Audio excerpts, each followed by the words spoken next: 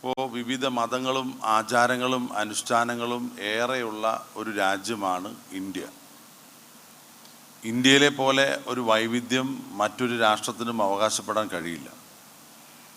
പക്ഷേ കഴിഞ്ഞ സ്വാതന്ത്ര്യത്തിന് ശേഷം 76 വർഷം പിന്നിട്ട ഒരു രാജ്യത്തിൻ്റെ പുരോഗതി നമ്മൾ വിലയിരുത്തുകയാണെങ്കിൽ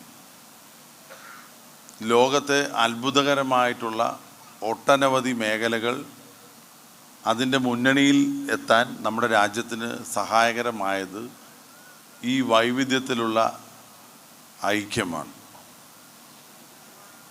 ഒരുപാട് അനുഷ്ഠാനങ്ങളും ആചാരങ്ങളും പാരമ്പര്യമായും പൈതൃകമായിട്ടും ഉള്ള ഒരു നാടാണ് നമ്മുടെ നാട്. വിവിധ മതങ്ങളുണ്ട്, വിവിധ ഭാഷകളുണ്ട്, വിവിധ സംസ്കാരങ്ങളുണ്ട്. ഇതെല്ലാം ഒരു രാജ്യത്തിന് വേണ്ടി ഐക്യത്തോടുകൂടി പ്രവർത്തിച്ചതിൻ്റെ ഫലമാണ് നാം ഇന്ന് അനുഭവിക്കുന്ന ഏറ്റവും പ്രധാനപ്പെട്ട കാര്യം. പട്ടിണിയിൽ നിന്നും കരകയറ്റപ്പെട്ട ഒരു രാജ്യം, ഉടുതുണിക്ക് മറുതുണി ഇല്ലാതിരുന്ന ഒരു രാജ്യം, അതുപോലെ തന്നെ വിവര സാങ്കേതിക വിദ്യ, ശാസ്ത്ര രംഗത്തുള്ള പുരോഗതി, അങ്ങനെ ഒരുപാട് കാര്യങ്ങൾ നമ്മളെ സംബന്ധിച്ചിടത്തോളം എല്ലാവരുടെയും കൂടെ ഉള്ള ഒരു പ്രവർത്തനമാണ്. മറ്റൊരു രാജ്യത്തിനും അവകാശപ്പെടാൻ കഴിയാതെ ഒരു ശക്തമായ സാമ്പത്തിക സൈനിക ശേഷിയായി നമുക്ക് മാറാൻ കഴിഞ്ഞു. ഇതെല്ലാം ഒരു രാജ്യത്തിൻ്റെ വികസനം, പുരോഗതി വളരെ നിർണായകമാണ്.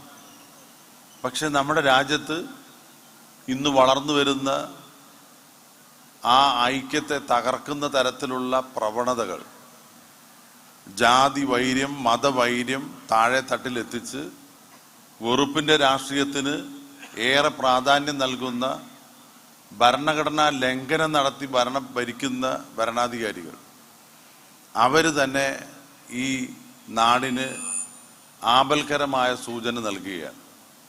അപ്പോൾ നമ്മുടെ പൈതൃകവും പാരമ്പര്യമൊക്കെ ഉയർത്തിപ്പിടിച്ച് മഹത്തായ മൂല്യങ്ങൾക്ക് വേണ്ടി നമ്മൾ ഒറ്റക്കെട്ടായി പ്രവർത്തിച്ച് കിട്ടിയ ഫലം നമ്മൾ അനുഭവിക്കുകയാണ്. അടുത്ത തലമുറയ്ക്ക് അത് സുരക്ഷിതമായി ഏൽപ്പിക്കേണ്ട ഉത്തരവാദിത്വം നമുക്കുണ്ട്. ആ ഉത്തരവാദിത്വം അധികാരത്തിനും സ്വാർത്ഥ താല്പര്യത്തിനും വഴിമാറുകയാണെങ്കിൽ നമ്മുടെ രാജ്യത്തിൻ്റെ ഭാവി എന്താണെന്ന് ആലോചിക്കേണ്ട ഒരു സമയമാണ്. നമ്മുടെ രാജ്യത്ത് തന്നെ പലയിടത്തും നടക്കുന്ന വർഗീയ കലാപങ്ങളും മനുഷ്യരെ ചുട്ടുകൊല്ലുന്ന, വെടിവെച്ച് കൊല്ലുന്ന മൃഗീയതയും അതിനെ പ്രോത്സാഹിപ്പിക്കുന്ന ഒരു ഭരണകൂടം ഉണ്ടെങ്കിൽ നമ്മുടെ രാജ്യത്തിൻ്റെ ഭാവി എന്താണെന്ന് നമ്മൾ ആലോചിക്കേണ്ട ഒരു കാര്യം. ഇതെല്ലാം നിലനിൽക്കുമ്പോഴാണ് ഓരോ വ്യക്തികളും അവരുടെ ജീവിതം അടുക്കും ചിട്ടയും ഉള്ളതാകണം, അത് സ്നേഹവും സാഹോദര്യവും പുലർത്തുന്നതാകണം. അത് മാത്രമല്ല, ഭാവി നമ്മൾ മുന്നിൽ കണ്ടുകൊണ്ട് നമ്മുടെ കുട്ടികൾ സുരക്ഷിതരായിട്ട് കഴിയണം. അതുപോലെ തന്നെയാ നമ്മുടെ ബന്ധങ്ങൾ, നമ്മുടെ കുടുംബങ്ങൾ, ആ കുടുംബ ബന്ധങ്ങൾക്ക് ഏറ്റവും അർത്ഥവത്തായ ഒരുപാട് അനന്തമായിട്ടുള്ള ഫലങ്ങളുണ്ട് എന്ന് സാധാരണക്കാരെ ഉത്ബോധിപ്പിക്കുന്നത് ഇതുപോലുള്ള ഫാമിലി കോൺഫറൻസുകൾ നടക്കുന്നു. വിസ്ഡം ഇസ്ലാമിക് ഓർഗനൈസേഷനെ സംബന്ധിച്ചിടത്തോളം വിദ്യാർത്ഥികളുടെ, ടീനേജുകാരുടെ ഒരുപാട് സമ്മേളനങ്ങളിൽ ഞാൻ പങ്കെടുത്തിട്ടുണ്ട്. പുതിയ തലമുറയ്ക്ക് അന്യം നിൽക്കുന്ന ആ സ്നേഹവും സാഹോദര്യവും ബഹുമാനവും ഒക്കെ ഊട്ടി വളർത്താൻ വേണ്ടിയും അവർക്കൊരു ദിശാബോധം നൽകാൻ വേണ്ടി നടത്തിയിട്ടുള്ള പരിപാടികൾ. അതുപോലെ തന്നെ വെളിച്ചം, ഈ സമൂഹത്തിലെ ഏറ്റവും വിശാലമായ കാഴ്ചപ്പാടോടുകൂടി എല്ലാവരെയും ഒരുപോലെ കാണാനും അവരെല്ലാവരെയും സഹായിക്കുന്ന മനസ്സുണ്ടാകാനും ആർദ്രമായ മനസ്സിന് ഉടമകളാക്കാനും വേണ്ടി നടത്തുന്ന വലിയ പ്രവർത്തനങ്ങളുണ്ട്. ഇവിടെ ഫാമിലി കോൺഫറൻസ് എന്ന് പറയുമ്പോൾ നമുക്ക് ചങ്ങലകളാൽ ബന്ധിതമായിട്ടുള്ള കുടുംബ ബന്ധങ്ങൾ, നേരത്തെ ഇവിടെ വീഡിയോയിൽ കാണിച്ച പോലെ ഒരു വ്യക്തി എന്ന് പറയുന്നത് മനുഷ്യനായാൽ ആ മനുഷ്യനുണ്ടായിരിക്കേണ്ട ഗുണങ്ങൾ സ്നേഹവും സാഹോദര്യവും, അതുപോലെ തന്നെയാണ് നമുക്ക് മറ്റുള്ളവരോടുള്ള സഹാനുഭൂതിയും കരുണയും. ഇപ്പം കരുണയില്ലാത്തവൻ മനുഷ്യനല്ല, സഹാനുഭൂതി ഇല്ലാത്തവൻ മനുഷ്യനല്ല. സ്നേഹിക്കാൻ അറിയാതെ, ബഹുമാനിക്കാൻ അറിയാതെ നമുക്ക് ഒന്നും മുന്നോട്ട് പോകാൻ കഴിയില്ല. അപ്പം നമ്മളെയൊക്കെ പാരമ്പര്യവും പൈതൃകവും നമ്മളെയൊക്കെ പഠിപ്പിച്ച തത്വശാസ്ത്രവും മനുഷ്യനെ സ്നേഹിക്കാനാണ്. എല്ലാവരും മനുഷ്യത്വമുള്ളവരായി കഴിഞ്ഞാൽ ഈ ലോകത്ത് തന്നെ സമാധാനം ഉണ്ടാവും.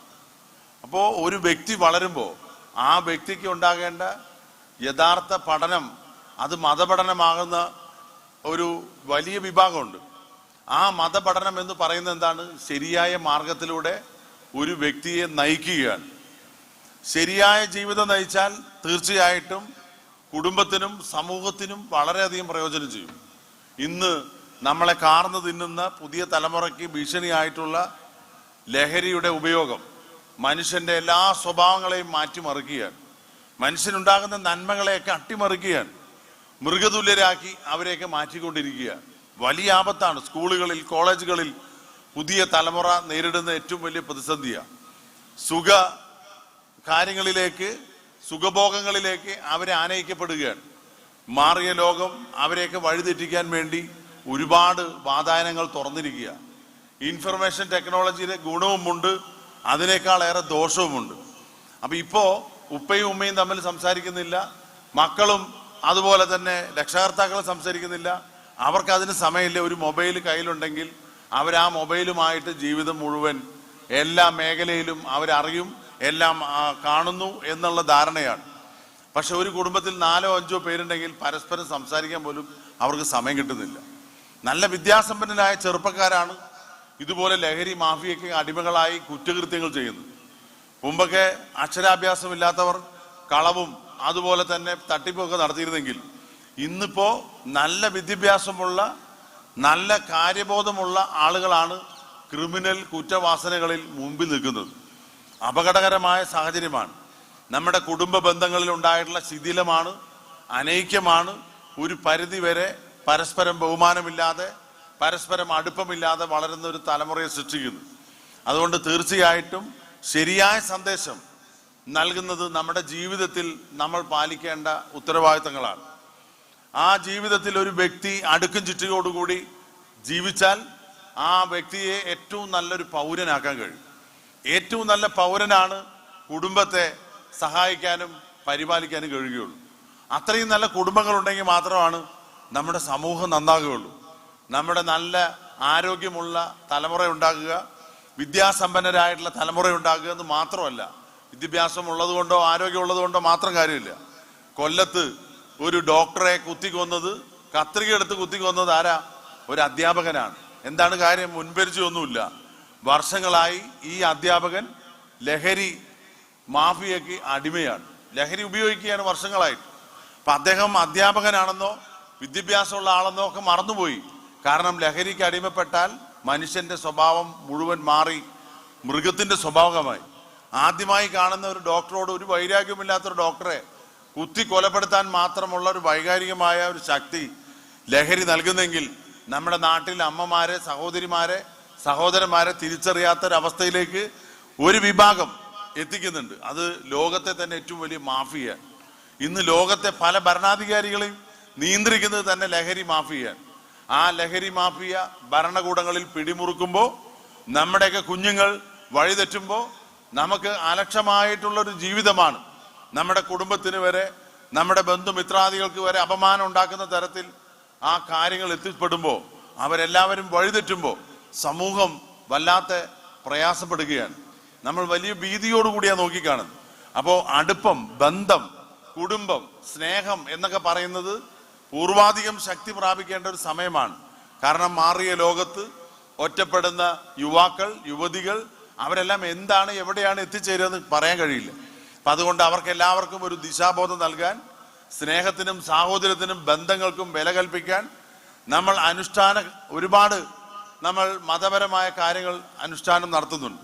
അതെല്ലാം ഒരു വ്യക്തിയുടെ വികാസത്തിനും വളർച്ചയ്ക്കും വേണ്ടിയാണ്, പുരോഗതിക്ക് വേണ്ടിയാണ്. അപ്പം നല്ല മനുഷ്യരെ വാർത്തെടുക്കാൻ വേണ്ടി നല്ല ഒരുപാട് സന്ദേശങ്ങൾ എല്ലാ മതത്തിലും ഉണ്ട്. അതുപോലെ തന്നെ വിസ്ഡം എന്നുള്ളത് ഇസ്ലാമിക് ഓർഗനൈസേഷൻ ആണെങ്കിലും സമൂഹത്തിന് ഒട്ടാകെ ഏറ്റവും നല്ല സന്ദേശങ്ങൾ യുവതലമുറയ്ക്ക്, വിദ്യാർത്ഥികൾക്ക്, കുടുംബങ്ങൾക്ക്, അമ്മമാർക്ക്, സഹോദരിമാർക്ക് എല്ലാവർക്കും ഏറ്റവും മഹത്തായ സന്ദേശങ്ങൾ നൽകുകയും അത് പ്രചരിപ്പിക്കുകയും അതിനുവേണ്ടി ആത്മാർത്ഥമായി പ്രവർത്തിക്കുകയും ചെയ്യുന്ന ഒരു സംഘടനയാണ് വിസ്ഡം. തീർച്ചയായിട്ടും ഇങ്ങനൊരു ഫാമിലി കോൺഫറൻസ് വിളിച്ചു ചേർത്ത് ആനുകാലിക പ്രസക്തമായിട്ടുള്ള ഏറ്റവും പ്രധാനപ്പെട്ട കാര്യങ്ങൾ വളരെ വിശദമായി ചർച്ച ചെയ്യുകയും ഇവിടെ വിവിധ ക്ലാസുകൾ നടത്തുകയും ചെയ്യുമ്പോൾ നമ്മുടെ നാട്ടിൽ നമുക്ക് ഉണ്ടാകുന്ന കുറവുകൾ നികത്താനും എവിടെയെങ്കിലും നമുക്ക് കൈവിട്ടു പോയി നമ്മുടെ ജീവിതം എന്ന് വെച്ചാൽ അത് തിരിച്ചു പിടിക്കാനുമുള്ള ഒരു ഊർജമായി ഈ ഫാമിലി കോൺഫറൻസ് മാറട്ടെ. അതിന് മുൻകൈയെടുത്ത വിസ്ഡം ഓർഗനൈസേഷന്റെ എല്ലാ ഭാരവാഹികളെയും ഞാൻ പ്രത്യേകമായിട്ട് അഭിനന്ദിച്ചുകൊണ്ട് നിങ്ങൾക്ക് എല്ലാവർക്കും, അമ്മമാർക്കും സഹോദരിമാർക്കും എല്ലാവർക്കും എൻ്റെ സ്നേഹാദരങ്ങൾ അർപ്പിച്ചുകൊണ്ട് ഈ സമ്മേളനത്തിന് എല്ലാവിധ ആശംസകളും നേർന്നുകൊണ്ട് എൻ്റെ വാക്കുകൾ ചുരുക്കുന്നു.